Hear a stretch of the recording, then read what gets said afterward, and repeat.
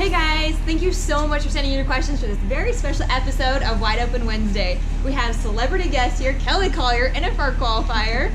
Thank you so much, Kellie, for being on this with me. I really appreciate your time. Absolutely. You're welcome. I really appreciate it. It's awesome. And thank you so much to the Insta lovers and Snout fans who submitted questions. So this is fantastic. We're going to get right to it. We are here in Heber City, Utah. We are at the Wilderness Circuit Finals. You are crushing it here. Congratulations on your go-around victory last night. That's awesome. It was awesome. Lolo worked good, and it was a fun night. It was a really good night. That's fantastic. So people might wonder, Wilderness Circuit is basically there are 12 regions within the professional rodeo circuit, and you just designate which area you want to rodeo in. So sometimes people just rodeo within their geographical region. I live in Utah, so I'm in Wilderness Circuit. But Kellie, you're from Texas, so can you talk to us about why you're in the Wilderness Circuit, kind of how that works? Absolutely. So I rodeo a lot throughout the year. I'm up in this northern part of the area all the time, and there's extremely good rodeos around here and good ground, good places. I live up in the northern part of Texas, so to get down to those rodeos that are 10, 12 hours away all year long, I can't do because I'm gone so much. So awesome. Well, big shout out to the Wilderness Circuit. Absolutely. This is perhaps, in my opinion, one of the most competitive circuits, not just in barrel racing, but in rough stock and roping. I mean, we have some incredible top-tier cowboys and cowgirls in the circuit, so this is where the good rodeos are, but this is also where the tough competitors are. So yes. Yeah, and the money that they offer us to win and that we can shoot for is unreal. It's amazing. It's, like I said, it's, in my opinion, better than any other circuit out there. And like she said, great cowboys and cowgirls. The Wrights all live here in Utah, so that's a bunch of Wilderness Circuit, or all of the Wilderness Circuit. Yeah. So no, the Wright brothers comprise 90% of the circuit members. From the Wilderness Circuit, you're going to go right on to the Canadian finals. Is that right? I do. I fly out tomorrow morning about 11 o'clock, and I head to Edmonton or Alberta for the Canadian finals. Yes. That's so exciting. And then after that? Yeah, the NFR. NFR! This is so exciting. I'm so excited for you, Kellie. This is your very first qualification. It's unreal. It's surreal. I don't even think it's real yet. It's not real. Well, amazing. It won't be until I walk through the alley. Well, it is your first NFR qualification, but you're not new to national finals qualifications. You qualified, and I believe won the National High School Rodeo Finals. Weren't you the all-around? Is that correct? In college. In college. Yes. And then again, she qualified for the college finals as well. Yes. So. Yeah, that was great. That's my upcoming. I junior rodeoed my whole life. I high school rodeoed, college rodeoed, everything. I used to rope a lot. I used to be a roper, so I mean that was fun. But yeah, then Lolo happened. So there's my. That's what happened. Became a barrel racer. Now you're a full-time barrel racer. Yeah. Do you feel like your experience in these other disciplines in roping and breakaway and poles has helped you be a better barrel racer? Absolutely. I think just being an all-around cowgirl and being able to handle different situations at different times and everything makes a huge difference for barrels. It takes, you have to know, you have to react quickly, very, very quickly. And in breakaway, you can't be longer than 2 seconds. So if you're thinking longer than 2 seconds, you're not going to get anywhere. So, no. So let's start in the spring. Kind of walk me through some of the rodeos that you did. What are some of your highlights? Yeah, so from the beginning of the year, I went to Denver, first rodeo of the year, kind of just trying to start getting money won and everything, and end up winning it thanks to Lolo. I mean, I ran her all rounds there, and she worked outstanding. And got a big win there. Went to some other winter rodeos, did well, and then got throughout the summer, around Cheyenne time, and was really, really down on myself. I was Lolo was a little tired. We'd been hauling for about 3 months, and so she was really tired. She was about half a second off everywhere I went. And after Cheyenne, it's just a bond, and you can tell when they're tired and they're done. And I sent her home, and luckily enough, that's when I came upon Muffin, and she's a horse that I bought in Canada from Tony Dixon. And I went up there, and that horse regained my confidence, and she's the second reason of why I made the finals. Yeah, I couldn't have done it without her up there. So she helped my confidence through the roof. And then last rodeo of the year, I like to say this because I won the first rodeo of the year and I won the last rodeo of the year. So awesome. It was great. And I won the last rodeo of the year at Stephenville, Texas, and on Lolo. and that actually punched my ticket to the NFR. So that was an unreal feeling. And for these 2 horses, I literally didn't get out of the top 15 the entire year. So that was a huge accomplishment for me, and thanks to my horses. Yeah, an unbelievable feat. I mean, you do have some top-tier mounts in your trailer between Lolo and Muffin. Yes. Tell me a little bit about their personalities. Are you taking both of them to the NFR this year? Yes, I'll take both of them to the finals. I still don't know who I'm going to run first, so that'll be a surprise for everybody. No, even We're going to take myself. bets online. There's like a whole like betting line in Vegas right now. There's a bookie to see. Yeah, who's Kellie going to run? No, but it's great. Lolo she's here. You can see her. She's really calm. She's very... You're trying to get her. We're trying to get her. Come on, come here, girl. She's like, no cameras. Come here. No camera. Come here, that treat. Oh, there she is. Pretty low. No, she's an amazing mare. She's very, very quirky. She doesn't trust hardly anybody. Like she's like, another treat. No, but you can't tie her. She pulls back. She doesn't trust hardly anybody. Me and Cashley and my mom are about the only people that can handle her. She's super sweet though. Like me and her have this unimaginable bond that I can't even begin to explain. Like it's just we're literally best friends. Oh. I know. See, she agrees. Yeah, she's like yeah. No, but and then Muffin, she's a little older. She's she knows what her job is. She knows why she's there. She's 13 years old. She's like, I've been there, I've done that. Leave me alone and I'll win for you. Like she just has that. It's kind of a little bit of a cocky attitude, but she does. It's great. And I've really grown to love that horse. And she's a little quirky of cinching her up. Like I have to when I first saddle, I have to barely let the cinch touch her, and like or she just pins her ears and wants to bite at me. She's funny, but once you take her off or like lead her away from the trailer or anything, cinch her up, she shouldn't even know it'll be different. Yeah, she's funny too, and hates concrete, hates to walk on concrete. Like she will tiptoe, and I'm like, are you sore? Like what's wrong with you? No, but she's great. She just doesn't like concrete, and she has a little princess mat in the barn, so she doesn't have to stand on the concrete. But no, they're both amazing. Like I owe it all to them. Like they owe me nothing, and I owe them everything. Yeah, it's great.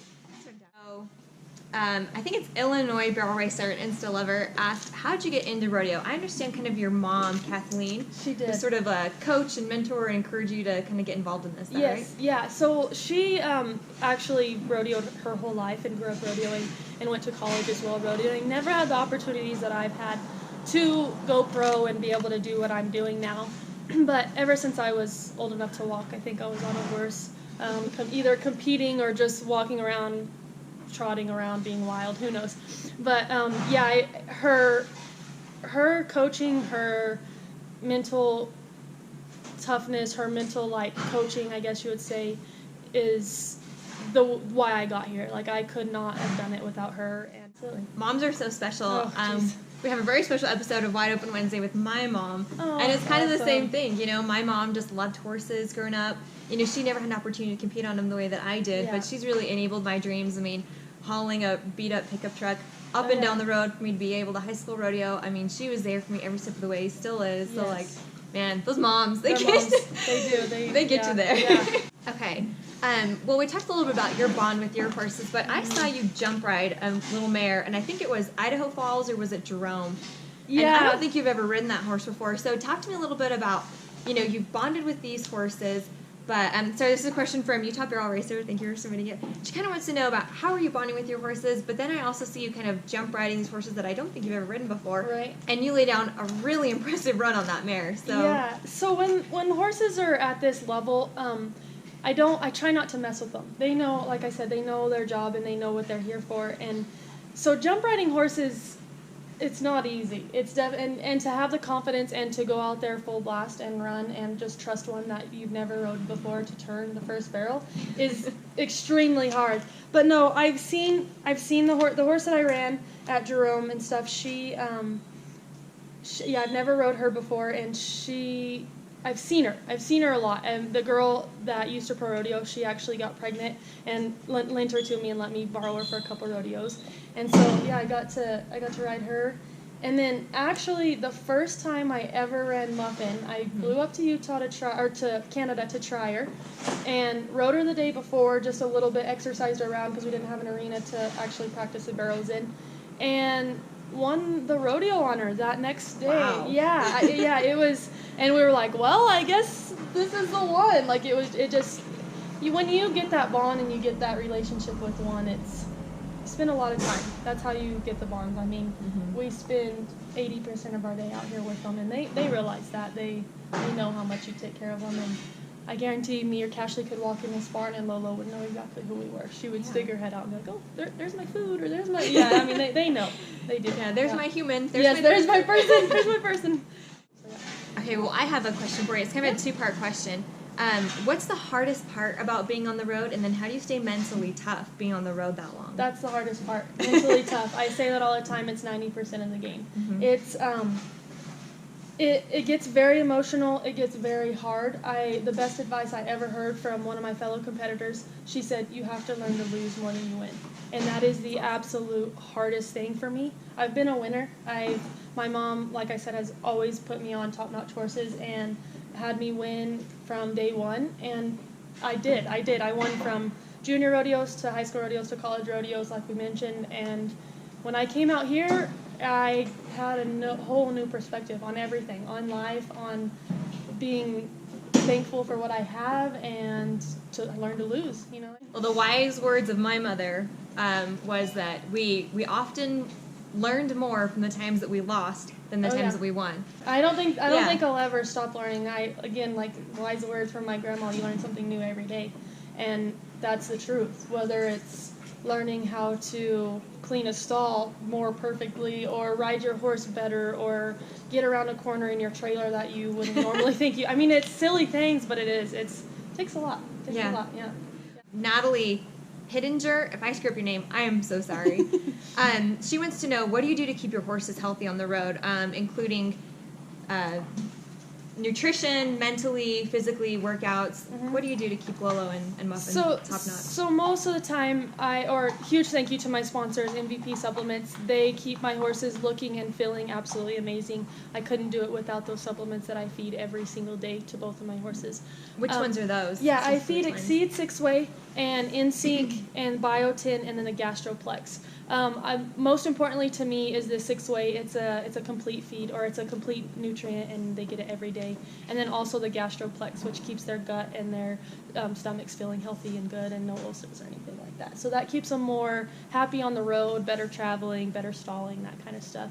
I feed my horses alfalfa a lot. They're performance horses. I know a lot of horses can't handle it, but I feed my horses alfalfa to keep them more high on their game, running harder, feeling better, more energy, stuff like that. But I also try to keep some grass hay in front of them. It's very natural for horses to eat all day long. They're grazers. They want to have something in front of them all day. So to have grass hay in front of them and keep their saliva moving into their stomachs, like I said, again, not to get ulcers, is a huge thing. Silly things like building pens outside of my trailer, big pens where they can move around. This kind of situation, stalling, is not my favorite, but these are good big pens, and they're nice, and I have probably 10 bags of shavings in there for her. So keeping them comfortable is my biggest thing. You know, it's about them. They make me who I am. I couldn't do it without them, so to take care of them is my biggest priority.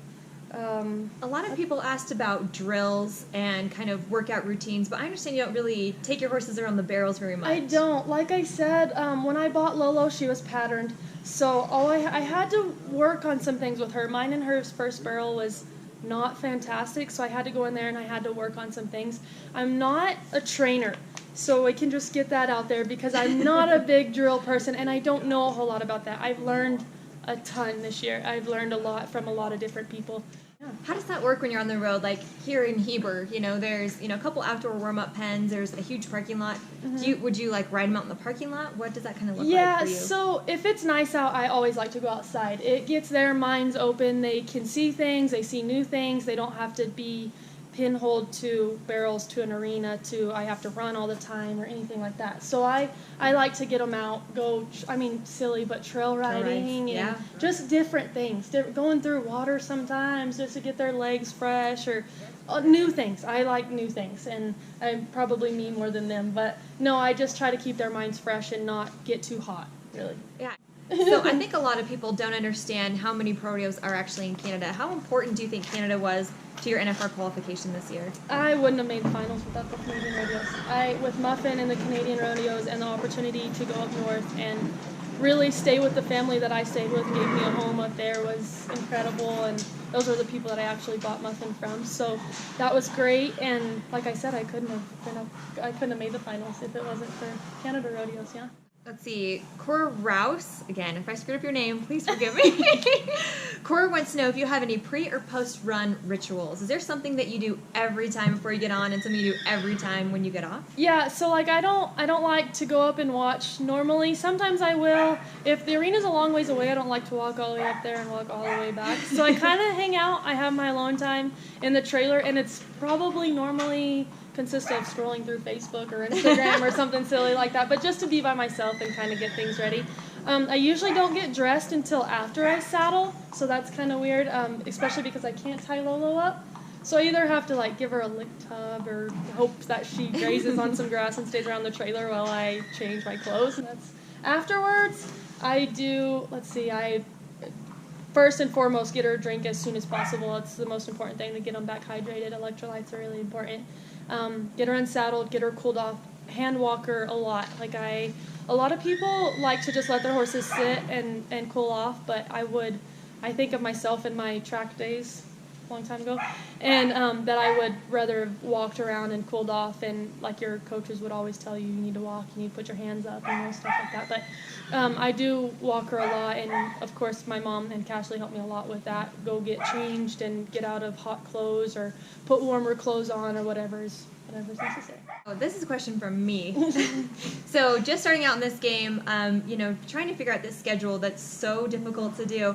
How do you know what rodeos you want to enter? I went a couple years ago with a lady that made the NFR. Her name's Christine Laughlin, and getting the feel for things and going with somebody that kind of knows what they're doing and learning situations and learning arenas and learning stalling situations and where to stay, how to stay, that kind of thing helped a lot. That experience helped a lot. You have to know your horse. And if you don't know the arena, ask. That's my biggest thing. I was way too cool when I was younger to ask. And now I'm like, hey, hold on, what are you doing? Or how's this? Or how, I'm always asking somebody or something. And so I do that a lot. I actually have a girl that enters me. Her name's Ann Thompson. And I could not have made the finals without her. It is a busy, busy road. I went to 99 rodeos this year. Holy cow. Yes. So you don't hardly have a whole lot of time to schedule, but I talk to her almost every day, if not every other day, and we made a plan, and she was very, very helpful. I know that she has entered 6 of the 12 girls that made the finals this year. Wow. So yes, yeah, she's a huge help. critical. Yeah, you can't hardly do it by yourself. I've heard this too. I've heard you go where Ann wants you to go. Hey, Matt, how's it going? Matt Shazawa just walked by, people. Matt Shazawa. Back to kind of your really sterling resume. I mean, going from junior high, rodeo, high school finals, college finals, and now the, world finals. It's called the national finals, but really Yes. the world finals over here. Yes. How has each level helped you prepare for the next, and what things have you learned kind of progressing through those different associations? Yeah, like I said before, I won a lot and I was very successful. So first of all, my college year was probably my biggest learning experience I've ever had, to learn how my mom did a lot for me, and probably too much, but she took care of my horses. She would have them saddled for me when I got home because I was so busy with sports and school and riding 3 or 4 horses a day and trying to rope and practice and everything. So she spoiled me a lot, and when I went to college, I realized that, and I realized how much I need to appreciate her and how much she did for me. And so that was a huge learning experience. I couldn't have been where I am at today if I didn't have that experience with learning how to personally come out here and check your horses. It sounds silly, but it's so important. It's so, so important. And then, like I said, the first year I came out here, learning to lose was so hard. And like I said, when I came with Christine, she was actually riding one of my mom's horses. And she was winning. She was winning here, she was winning there. And to be in the trailer with her and to lose and to watch her win on one of really my horses was very, very tough, mentally tough. And I think that helped me a lot. I mean, I grew up, I get emotional about this too, but I'm a different person. I used to be very, I don't want to say hateful, but very selfish and very, it's all about me and I'm gonna win and I'm Kellie Collier, and it's not like that. I've changed. I mean, Cashley can vouch for me on that, but I've changed a lot and grown up a lot. And I think if you can have somebody standing here telling you like this to realize what you have and what you are capable of doing with the right mind and the right attitude and the right mental toughness, it's possible. It is. Yeah. I think for me personally, I didn't fully understand and appreciate the sacrifices my mom made for me to be able to rodeo until I was an adult. You know, I'm still not an adult, but I'm trying to adult over here. Who's an adult? It's an adult. You know, I just assumed like, this is what I deserve. This is what, I get. Oh, I've earned this because I'm me. Yeah, and I didn't understand, the sacrifices that were being made to support, my dreams. Yeah. And I think that it's... And I know my parents and even my sister, because she doesn't rodeo, have given up a lot for me to do what I have dreamed to do, and it's unreal. I can't thank them enough, really. Yeah. Aisha, 24 wants to know, how do you face your fears? I'm a mentally tough person, and I don't like to say I have a lot of fears. My biggest fear, or not my biggest fear, my pet peeve-ish is not being in control. Like I like to say where we're going to park and say how we're going to set up pins, and I'll just do it myself because it's going to be better if I do it anyway. But wow, this sounds familiar. Yeah, no, seriously, it's bad. But so this year actually, with my cousin coming with me, Cashley, has helped me face my fears, but helped me overcome that bad habit or bad personality in me, I guess, and has been like, hey, you chill out, I got this, like, it's fine, like, and she would build it exactly the way I even thought about building it. It would have been perfect, like, it doesn't matter, but, I guess, I don't know how to face them, but I guess just overcome them with opposing things, I would say, like, try to like, let something happen and being okay with it mentally. So tell me a couple of things that you're doing right now to prepare for the NFR. Yeah, so these couple rodeos right now, like Wilderness Circuit, having some runs in between October 1st and December 7th is a long time. So to keep a couple of runs, not much. I don't like to run my horses a whole bunch, but to keep them going and keep them very fit. And me and my vet are best friends, and we talk a lot to keep them 100%.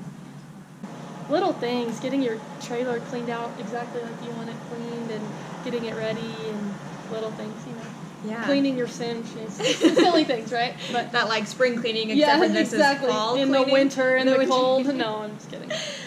So what will your days look like? I mean, it's not just running in the Thomas and back. You've got a full schedule, and you may not even have that fully developed yet. But give us an idea of some of the stuff that you'll be doing in between. So I'll get there, and I'll get there a couple days earlier. I have to go to a couple sponsored dinners that I go to before the finals even starts. In the morning, we have barrel practice, which I'll go in there the first morning for sure and decide and work them and decide which horse I'm going to run or how I'm going to handle things and handle the alley. And because I've never got to go, so so we'll have to experience all those, get a good feel for all that. I know during the day I'm going to have a bunch of signings for a bunch of sponsors, maybe more than one for a couple sponsors. So I don't exactly have all that time and places scheduled out yet, but it will be coming on my Instagram or my Facebook and my Kellie and Lolo Muffin page. It will be coming on there, and my sister is helping me schedule all that. So whenever I get that out, I'll let you know, and you can share or whatever. Great, yeah. So we'll link to all that in this video, as well as something else that's really cool that I almost forgot to mention to you guys. Kellie's mom put together an amazing video of her run up to the NFR this year. Kind of some highlights, a lot of behind the scenes footage. Yes. Really, really awesome video. So we're going to link to that also in the notes below. Get your tissues out, because I don't know if you'll cry, but I cry. It's a tearjerker. I cry. And it's all fun. It's all good too, and I still cry. No. Thank you so much for taking the time You're welcome. for this interview. Very welcome. I got you a little gift because I heard that this might be your favorite thing. So. Oh my gosh, this Hang had to do tight. with Cashley, I'm sure. Hang tight. I don't think Ashley knows, but I heard Oh this my was your gosh, thing. this is my thing. That is totally my. Okay, seriously, guys. Best thing in life, no lie. This will get you down the road. Like, half you're sad. This works. So- no, those are seriously my favorite. Thank you so much. You're welcome. Those are awesome. So we keep kind of talking about Cashley, this like mysterious this Cashley. mysterious So Cashley. Cashley, come here. I've known Cashley for almost a year now, maybe a little bit less. Yeah. And such a sweet girl. Like, Amazing. loved you from the moment we first met and talked. They are cousins, and Cashley's been kind of the support staff crew. No. Cashley, maybe tell me what's like a really great lesson that you've learned from Kellie on the road this year. Her mental toughness is something that I look up to, and she's younger than me, and she's one of my idols. I look up to her. She asked me the other day who my barrel racing idol was, and I couldn't answer her. And I was embarrassed to tell her it was her, but it is. It's her. I know. I'm like, can we have just a quick hug? No. That's the sweetest thing. It is. And she's taught me a lot, and I like to think that I teach her something. Like, she doesn't always have to be in control. Yeah, no kidding. No, Sounds like you have. Well, maybe not always professional. We're pretty silly. We sometimes. are. That many hours in the truck, we are silly. I mean, I can imagine that you would be where you are today, qualifying for the circuit finals, qualifying for the Canadian finals, qualifying for the NFR, without an amazing support team like Ashley and your mom, Kathleen. Couldn't have done it. I honestly could not have done it without them. And So what do we learn, guys? Mental toughness, hug your mama, yeah, serious. you know, get good grateful. mentors who will Yes. help you along the Yeah. way. So we say, you know, in rodeo that trucks run on diesel, horses run on alfalfa, Yeah. and we run on Starbucks. Oh my gosh, that's So awesome. this is for you, Cashley, to you. keep you running, and Thank Kathleen. you. That's so true. Well, thank you guys you. so much again for watching. Thank you for submitting the questions, and thank both of you for your time and for your mentorship and for your friendship and everything in between. Thank you so much. Thank you. Thanks, so much. thanks for all your questions. I Yeah. appreciate all of you. All right, good luck at NFR. Bye, guys. Bye.